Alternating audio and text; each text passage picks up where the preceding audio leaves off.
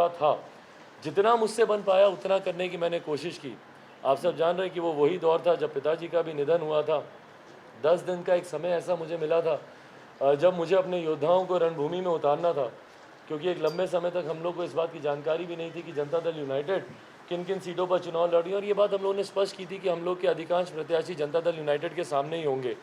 एक लंबा समय लगा क्योंकि कुछ नए गठबंधन एनडीए में जाकर जुड़े, वीआईपी वगैरह जाकर जुड़े, और उसके बाद जिस तरीके से सीटों की जानकारी सामने आई, तो मुझे लगता है 6 या 7 तारीख के आसपास हम लोग को स्पष्ट रूप से पता चला कि किन किन सीटों पर भाजपा चुनाव लड़ रही है और किन किन सीटों पर जनता दल यूनाइटेड चुनाव लड़ रही है। और 8 तारीख का दिन था जब जब पापा का उनका निधन हुआ, और वही दिन था जब मेरे पास पहली बार ये जानकारी आई भी थी कि किन सीटों पर जनता दल यूनाइटेड चुनाव लड़ रही है, किन सीटों पर लोक जनशक्ति पार्टी को अपने प्रत्याशी उतारने हैं।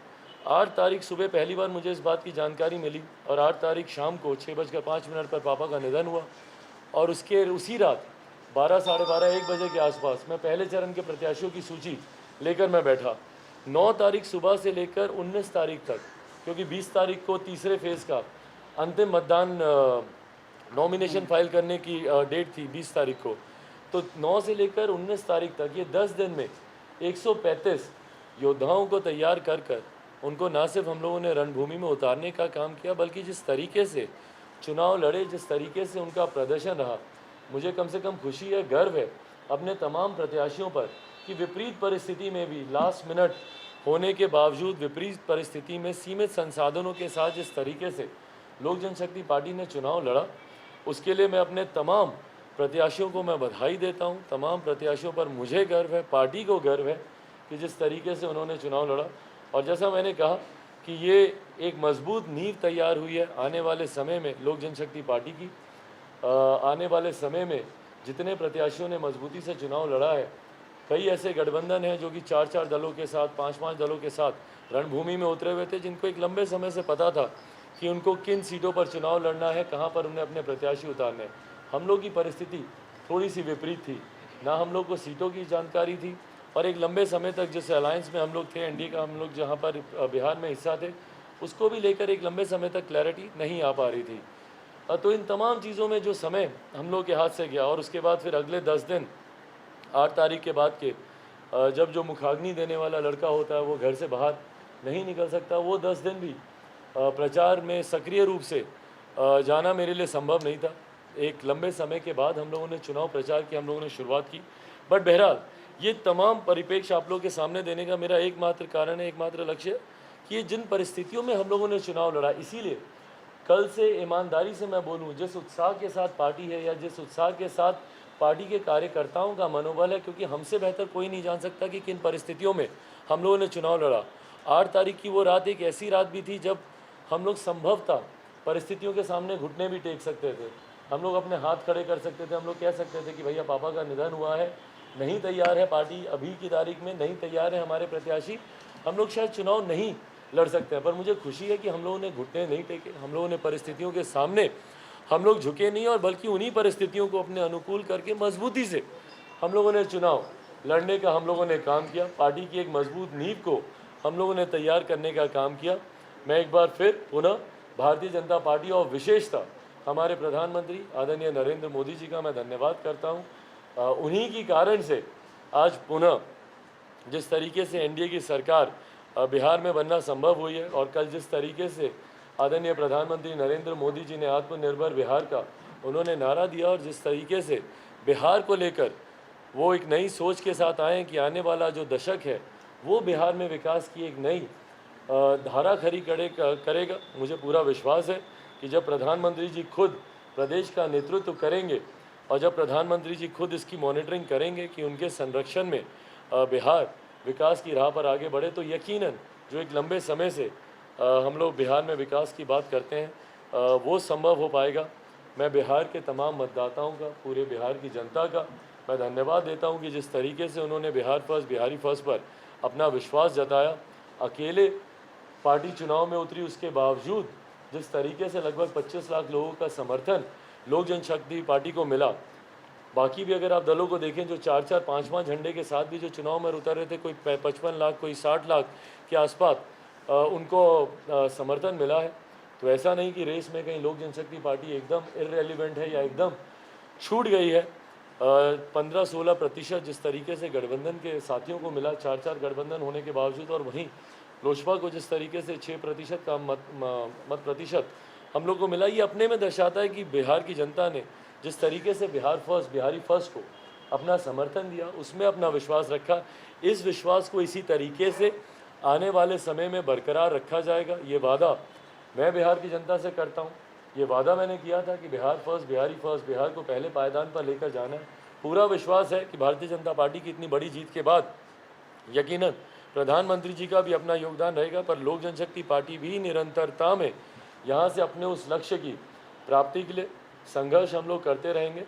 और अंतोगत्वा मैं फिर से आप सबके माध्यम से, जहाँ एक तरफ प्रधानमंत्री और भारतीय जनता पार्टी को बधाई देता हूँ, वहीं बिहार की जनता के लिए इस डिसाइसिव मैंडेट के लिए कि भारतीय जनता पार्टी को जो मजबूत मैंडेट बिहार की जनता ने दिया, उसके लिए मैं बिहार की जनता का धन्यवाद करता हूं। मुझे प्यार और सम्मान देने के लिए, उसके लिए मैं बिहार की जनता का धन्यवाद करता हूं।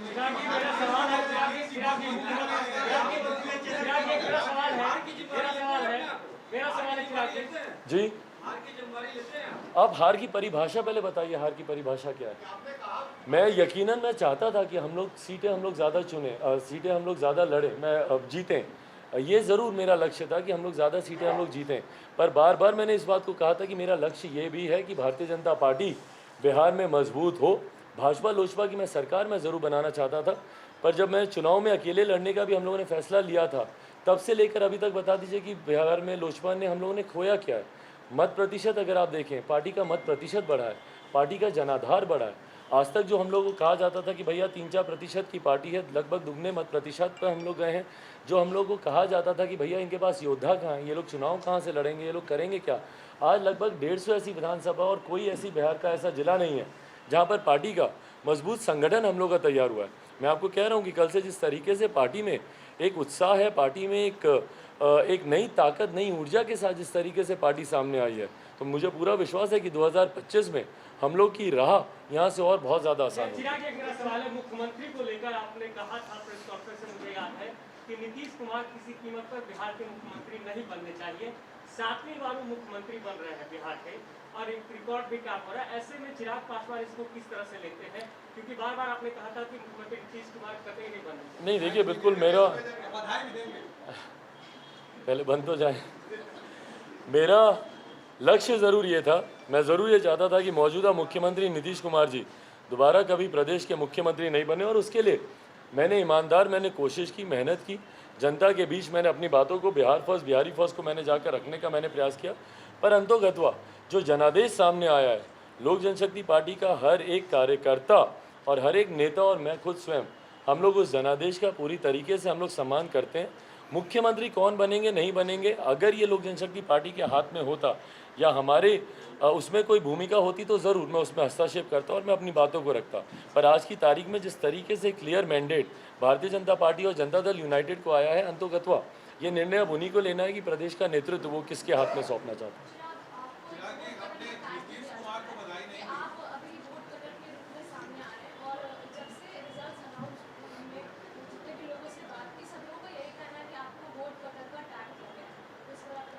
देखिए, आंकड़े सबके सामने हैं।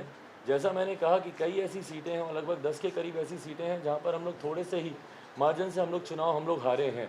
तो अगर कोई ये बोले वोट कटा, एनीवेज मतलब आज की तारीख में मुझे लगता है इसका कोई स्पष्टीकरण देने की बहुत ज़्यादा ज़रूरत है नहीं। जब आंकड़े सबके सामने हैं, जिस तरीके से एक बड़ा जनाधार मत प्रतिशत के तौर पर लोक जनशक्ति पार्टी को मिला है, हर सीटों को अगर आप बाइफरकेट करके भी आप देखें, इंडिविजुअली भी अगर आप विधानसभाओं को आप उठाकर देखें, जिस तरीके से इंक्लूडिंग ऐसी सीटें जहां पर लोक जनशक्ति पार्टी के प्रत्याशी तीसरे नंबर पर भी आए हैं, उनको भी अगर आप उनका भी मत प्रतिशत अगर आप देखें या जितनी संख्या में उनको वोट्स मिले, ये अपने में दर्शाता है कि लोक जनशक्ति पार्टी जीत के काफ़ी करीब थी, और इस जीत को जो थोड़ी सी संख्या से रह गई उसको 2025 में हम लोग पूरा कर रहे हैं।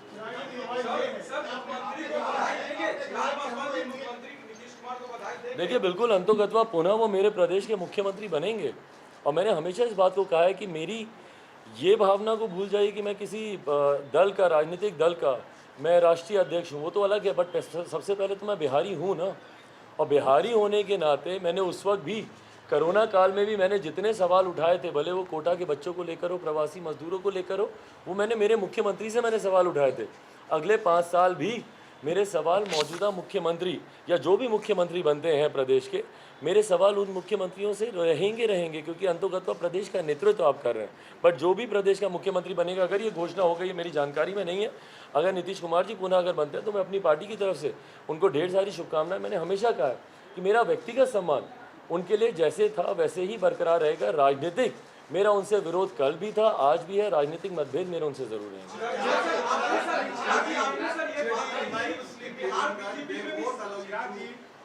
JDU unanimously cleared that they won't allow you to cooperate with NDA in future. That means that in any way that may affect your central collaboration. Well, see, central, the things are totally different. I mean, in coalition government, this is what we have seen most of the time. I mean, if I'll give you a small example here in my state, Athawaleji was also contesting separately in my state. So that doesn't mean that it will affect his ministership at the central level. And this is what we have seen repeatedly. Janata Dal United has contested elections in so many various other states. Even in Gujarat, when our current Prime Minister was the Chief Minister of Gujarat. So this is what we have seen repeatedly. I have said that. I have said this on record that my alliance at the central level remains strongly with Bharatiya Janata Party. My support to my Prime Minister continues. If you are taking this in perception of whether I'll be joining the ministry or whether I'll be the part of the ministry or not, I think we'll cross the bridge when it comes. Right now, my complete focus was on Bihar election, and this is what we are doing here right now.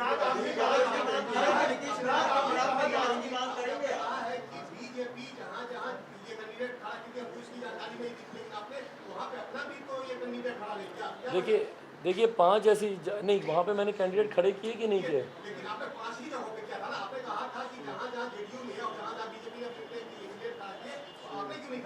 कहाँ पे?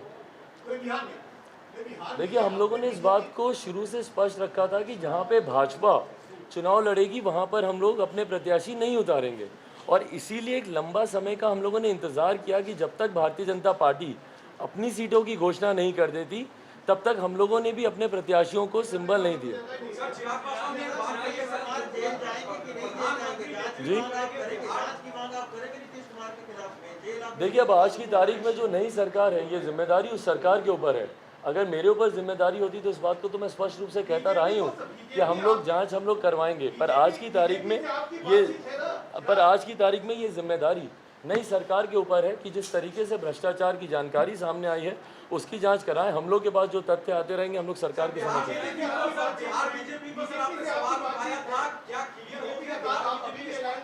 जी BJP से बातचीत भी है, BJP सबसे बड़ी party भी बनी है जी। तो आपकी क्या इच्छा है, क्या बीजेपी का मुख्यमंत्री बने और फिर नीतीश जी को जेल भेजा जाए, क्या ये आप चाहते हैं? देखिए, मैं आज की तारीख में अगर उस पोजीशन में होता कि जहां पर मैं इस बात के निर्णय ले सकता, या मेरे पास अगर उतनी ताकत होती कि मैं अगर इन डिसीजंस को इन्फ्लुएंस कर सकता, तो मैं ज़रूर करता। आज की तारीख में हाइपोथेटिकली जब एक अलायंस के पास, और ये बात मैंने पिछली प्रेस कॉन्फ्रेंस में ही मैंने कही थी स्पष्ट रूप से कि अगर एक ऐसी परिस्थिति बनती है कि जहाँ पर भाजपा और जदयू की मिलकर सरकार बन जाती है, तो हम लोग विपक्ष में रहेंगे।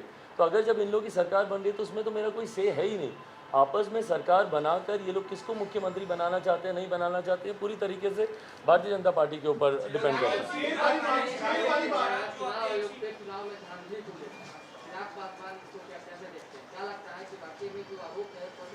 नहीं, देखिए, मुझे नहीं लगता कि कोई धांधली या ईवीएम मशीन के साथ छेड़छाड़ ये सब वो सब मुझे नहीं लगता। स्थानीय स्तर पर ज़रूर कुछ ऐसे काउंटिंग में अगर कुछ अगर ऐसे व्यक्तिगत अगर कुछ अगर ऐसे इंडिविजुअल इंसिडेंसेस सामने आए होंगे तो वहाँ पे दोबारा से मतगणना की आप जांच की आप मांग कर सकते हैं।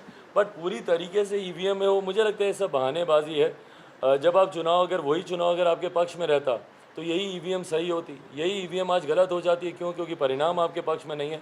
मुझे नहीं लगता कि उन सब चीज़ों में हम लोग को बहुत ज़्यादा उलझना चाहिए।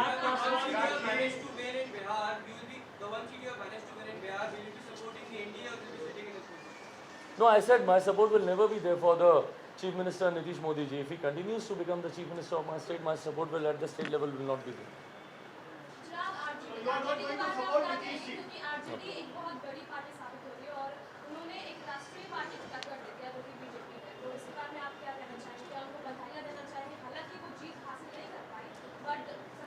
देखिए, आज की तारीख में बधाई का अगर कोई हकदार है तो वो सिर्फ और सिर्फ हमारे प्रधानमंत्री आदरणीय नरेंद्र मोदी जी और भारतीय जनता पार्टी। जिस तरीके से प्रदर्शन रहा है इनका और जिस तरीके से इन्होंने बाउंस बैक किया है पिछले 2015 के चुनाव में, जिस तरीके से भारतीय जनता पार्टी सीमित हो गई थी, उसके बाद जिस तरीके से विपरीत परिस्थितियों में पार्टी का प्रदर्शन अच्छा रहा, मौजूदा मुख्यमंत्री के खिलाफ इतना आक्रोश होने के बावजूद जिस तरीके से भारतीय जनता पार्टी का प्रदर्शन अच्छा रहा, क्योंकि दोनों गठबंधन साथ ही में थे और उसमें हम लोगों ने देखा कि जिस तरीके से जनता दल यूनाइटेड को उसी नेतृत्व का नुकसान हुआ, बट वहीं पर प्रधानमंत्री जी की वजह से जिस तरीके से भाजपा का प्रदर्शन अच्छा रहा। बधाई के हकदार सबसे पहले भारतीय जनता पार्टी हैं, हमारे प्रधानमंत्री आदरणीय नरेंद्र मोदी जी हैं और डेफिनेटली यस, विपक्ष ने भी एक कड़ी चुनौती दी है, विपक्ष ने भी कड़ी टक्कर दी है। उसके लिए मैं विपक्ष के भी जितने तमाम नेता हैं उनको भी मैं बधाई देता हूं अपनी पार्टी की तरफ से कि जिस तरीके से मजबूती से, क्योंकि कई ऐसे एग्जिट पोल हैं जो कि एक तरफा भी माहौल को दिखा रहे थे, बट जिस तरीके से कांटे की टक्कर दोनों तरफ से रही है, तो इसके लिए और अंतोगत्वा देखिए, बधाई का अगर कोई हकदार है बिहार की जनता है, जो मैं बार बार कहता हूँ एक डिसिसिव उन्होंने निर्णय उन्होंने लिया और बिहार की जनता ने कम से कम अपना लक्ष्य क्लियर रखा। प्रधानमंत्री जी की बातों को उन्होंने गंभीरता से सुना, प्रधानमंत्री जी के ऊपर विश्वास बिहार की जनता ने पूरी तरीके से किया। बिहार की जनता इसके लिए बधाई। इस मैंडेट के बाद चिराग पासवान को क्या लग रहा है, बिहार में कितनी मेहनत करने की जरूरत है अगले विधानसभा चुनाव के लिए? मुझे लगता है यहाँ से अब हम लोग की मेहनत थोड़ी और आसान हो जाएगी, क्योंकि इससे पहले पार्टी जो हम लोग की कुछ विधानसभाओं तक ही सीमित थी या कुछ जिलों तक ही सीमित थी, आज की तारीख में जिस तरीके से पार्टी का जनाधार हम लोग का बड़ा है, लक्ष्य मैंने बार बार इस बात को स्पष्ट कहा, आप सबसे भी जब ऑफ रिकॉर्ड जब बातचीत होती थी तो इस बात को हम लोगों ने क्लियर रखा था कि 2025 हम लोग का टारगेट है, ताकि पार्टी एक नई मजबूती के साथ 2025 में खड़ी हो। हम लोगों ने संघर्ष का रास्ता, ये रास्ता पार्टी ने, पार्टी के नेताओं ने खुद चुना है। ये बात हम लोगों ने शुरू से कही है कि हम लोग के पास विकल्प था। हम लोग चाहते बिहार पे अगर सिर्फ राज करने की लड़ाई होती, अगर सिर्फ बिहार पे राज करना होता, तो हम लोग जिस गठबंधन में थे तो हम लोग भी कहीं ना कहीं नतमस्तक होकर अपने नीति सिद्धांतों के साथ समझौता कर कर हम लोग उसमें आगे बढ़ सकते थे। पर संघर्ष का रास्ता पार्टी ने खुद चुना है और इस संघर्ष के रास्ते पर आगे चलकर जीत हम लोग को मिलेगी, इस बात का विश्वास है। और इस बात का विश्वास आज ही के परिणाम मुझे इस बात का विश्वास देते हैं, जो परिणाम 2020 में हम लोग को मिले।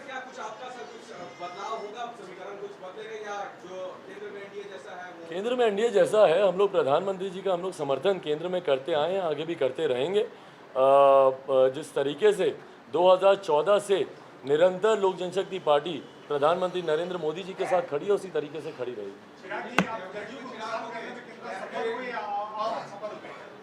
देखिए, तो आंकड़े ही आपको बता रहे हैं कि जदयू को नुकसान करने में लोक जनशक्ति पार्टी कितनी सफल हुई है।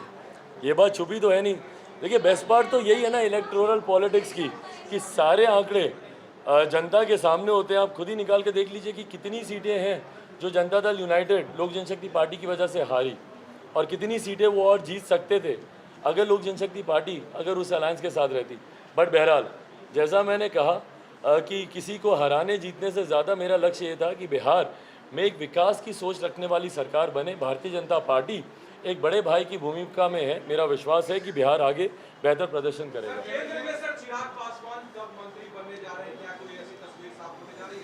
भाई, जिस दिन से पिताजी का निधन हुआ तब से लेकर अभी तक मैं आपके सामने ही हूँ। कब आपने देखा कि मैंने इस चीज़ को लेकर कोई चर्चा की हो या कुछ सोचा हो? तो अभी जो सवाल आप पूछ रहे हैं बहुत हाइपोथेटिकल है। अगर सिर्फ मंत्री बनना, सत्ता में रहना ही हम लोग का लक्ष्य होता तो सबसे पहले तो मैं इस गठबंधन से अलग ही नहीं होता ना। क्यों होता मैं गठबंधन से अलग, आप ही मुझे बताइए। अगर सिर्फ सत्ता में ही रहना, मंत्री बने रहना, आसान राह चुनना, आसानी से लड़कर जीतना, यही मेरा लक्ष्य होता तो मैं अलग ही क्यों होता। संघर्ष का रास्ता जब मैंने खुद चुना है अपनी पार्टी को मजबूती देने के लिए, अपनी पार्टी को आगे लेकर जाने के लिए, कम से कम आप सब इतना तो मुझे बधाई देंगे इस बात के लिए कि भैया चिराग पासवान में अकेले इतनी हिम्मत रही कि अकेला रणभूमि में उतरा, लड़ा, मजबूती से लड़ा। मैंने घुटने कभी नहीं टेके किसी भी परिस्थिति में, भले घर में परिवार में क्या हो रहा नहीं हो रहा, उसके बावजूद रोज़ मजबूती से आकर मैंने चुनाव लड़ा। और मुझे खुशी है कि पार्टी का प्रदर्शन भी उसी अनुपात में रहा जो अपेक्षा थी मेरी। हाँ, इलेक्टोरल पॉलिटिक्स में संख्या सीटों की ज़रूर मायने रखती हैं, शायद वहाँ पर हम लोगों से थोड़ी सी चूक हुई हो, पर आप मुझे बता दीजिए ना कि कहाँ पर आप बोलें कि भैया लोक जनशक्ति पार्टी खत्म हो गई। एक कोई सीट आप बता दीजिए जहाँ पर आप बोले कि भैया लोक जनशक्ति पार्टी की तो जमानत जब्त हो गई, या पार्टी का प्रदर्शन खत्म हो गया, पार्टी बिहार की राजनीति से एकदम इररेलेवेंट हो गई। कोई एक जगह आप मुझे बता दीजिए। आज की तारीख में अगर पार्टी का प्रदर्शन अगर 6% के आसपास अगर पार्टी ने अकेले लड़कर अगर हासिल किया है, अपने दम पर लड़कर हासिल किया है, मुझे खुशी है ना भाई। मेरे लिए तो ये बड़ी ताकत है बनिस्बत उसके कि जो पार्टी बोलती है कि हमने 15% हासिल किया है पर हमारे साथ 4 और झंडे थे। उससे तो मुझे इस बात की खुशी है ना कि भैया एक झंडा एक संविधान के साथ हमारी पार्टी उतरी। लोक जनशक्ति पार्टी का झंडा बिहार फर्स्ट बिहारी फर्स्ट की सोच, और ये बिहार फर्स्ट बिहारी फर्स्ट की सोच आज भी थी, कल भी रहेगी। ये मेरा लक्ष्य है। इस लक्ष्य की प्राप्ति जब तक नहीं होगी मैं अपने संघर्ष के रास्ते पर बरकरार रहूँगा। सुशील मोदी ने कहा है कि आपकी वजह से एनडीए को काफी नुकसान हुआ, 30-35 सीटों एनडीए को नुकसान हुआ। जनता दल यूनाइटेड को हुआ है, ये श्रेय अगर वो देना चाहेंगे तो मैं ज़रूर इस श्रेय को मैं लूँगा जनता दल यूनाइटेड को ज़रूर। और ये मेरा लक्ष्य था भी, इस बात को मैंने शुरू से मैंने स्पष्ट कहा कि भाजपा को किस तरीके से लाभ मिले और जनता दल यूनाइटेड को किस तरीके से नुकसान पहुँचे, मैं शुरू से मेरा लक्ष्य था। क्योंकि नीतीश कुमार जी का साथ निश्चय बिहार में विकास ला सकता है, इस बात को मैं नहीं मानता था, और इसी लक्ष्य के साथ मैं चुनाव में उतरा था। और मुझे खुशी है कि उस लक्ष्य को हम लोग पूरा कर पाए। भाजपा को जिस तरीके से आज की तारीख में फ़ायदा हुआ है, भाजपा एक बड़ी पार्टी के तौर पर उभर कर आई है। मुझे लगता है शायद एक सीट से मात्र भाजपा सबसे बड़ी पार्टी बनने से रही, पर मुझे लगता है कि जो हम लोग का लक्ष्य था वो ज़रूर हम लोगों ने पूरा किया। हाँ नहीं, बिल्कुल इस बात को तो मैंने झुटलाया। मैं तो शुरू से मैं बोलता हूँ कि मौजूदा मुख्यमंत्री नीतीश कुमार जी को नुकसान मुझे पहुंचाना था। मैं नहीं मानता कि उनके पास विकास की सोच थी। उस लक्ष्य के साथ मैं उतरा। साथ में मैं ज़रूर चाहता था कि पार्टी भी प्रदर्शन अच्छा करे, हम लोग भी ज़्यादा सीटें जीते। संख्या में भले हम लोग नहीं जीत पाए, बट मत प्रतिशत में जिस तरीके से पार्टी का प्रदर्शन रहा वो संतोषजनक।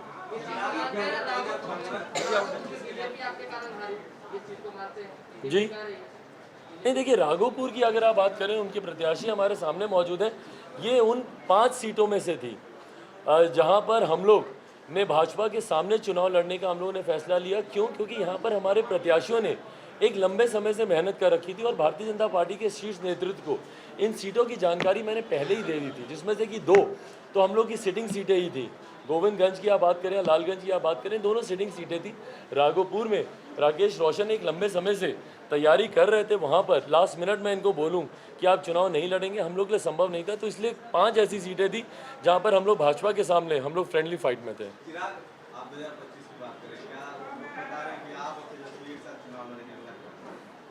क्यों एक साथ लड़ेंगे भाई?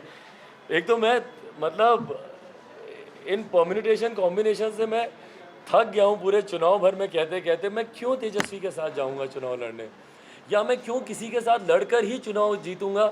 ये बात क्यों है दिमाग में? आज पार्टी ने अकेले लड़ने का निर्णय इसीलिए लिया ना कि भैया पार्टी अपना अस्तित्व खड़ा करना चाहती है। कल को जो लोग ये बात बोलते हैं, यही लोग बोलते हैं कि भैया पार्टी का अस्तित्व क्या है, पार्टी में हिम्मत ही नहीं है चुनाव अकेले लड़ने की। आज जब मैंने चुनाव अकेले लड़ लिया तो सवाल पूछे जाते हैं कि आपने चुनाव अकेले क्यों लड़ लिया, क्यों आप अलग गए, क्यों आपने उसको नुकसान पहुँचाया? भाई चिट भी मेरी पट भी मेरी नहीं चलेगा ना। चुनाव पार्टी ने अकेले लड़ा, पार्टी ने अपना जनाधार बढ़ाने के लिए लड़ा, पार्टी ने अपनी नीति को बिहार फर्स्ट बिहारी फर्स्ट को जनता के सामने लेकर जाने के लिए चुनाव लड़ा। और आने वाले समय में भी पार्टी की नीति यही रहेगी। महागठबंधन के साथ हम लोग के वैचारिक मतभेद हैं, राष्ट्रीय जनता दल के साथ जाना आने वाले समय में जो आप लोग सोच रहे हैं या कोई क्यास लगाए कि मैं और तेजस्वी एक साथ पर जाएं, वो संभव नहीं है।